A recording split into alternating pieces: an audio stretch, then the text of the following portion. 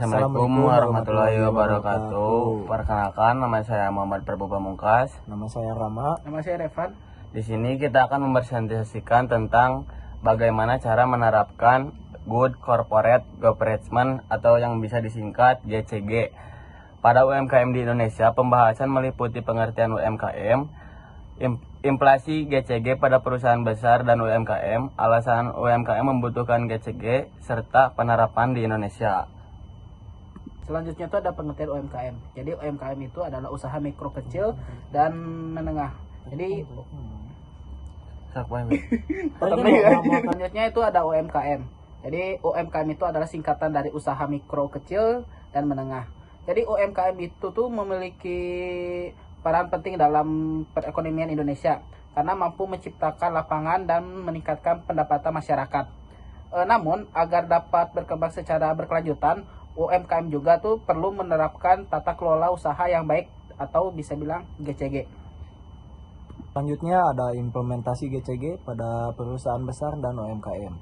Pada perusahaan besar, penerapan GCG biasanya dilakukan melalui struktur organisasi yang lengkap, seperti direksi, komisaris, dan sistem pengawasan yang jelas. Lalu mengapa UMKM perlu menerapkan GCG? Nah, karena GCG membantu meningkatkan transparansi dan kepercayaan dengan laporan keuangan yang jelas. Pelanggaran, investor, pelanggan ini salah. Lalu mengapa UMKM perlu menerapkan GCG?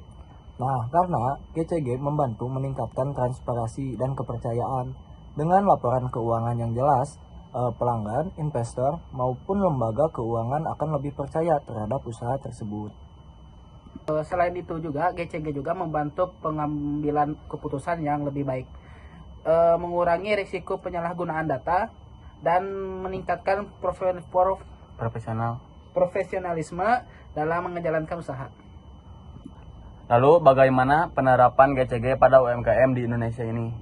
Nah, penerapan GCG pada UMKM dapat dilakukan melalui 5 prinsip utama, yaitu transparan, akuntabilitas, tanggung jawab, independensi, dan kejujuran atau kewajaran. Coba sebutkan satu contohnya. Jadi contohnya tuh kayak transparansi dilakukan dengan mencatat keseluruhan transaksi usaha.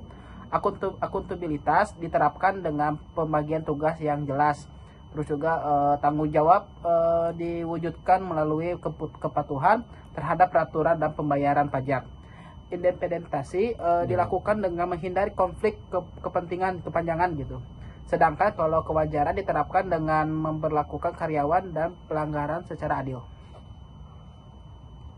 Dari pembahasan tadi dapat disimpulkan bahwa GCG tidak hanya penting bagi perusahaan besar, tetapi penting juga bagi UMKM. Dengan menerapkan prinsip-prinsip GCG, UMKM dapat meningkatkan kepercayaan, profesionalisme, dan daya saing usaha.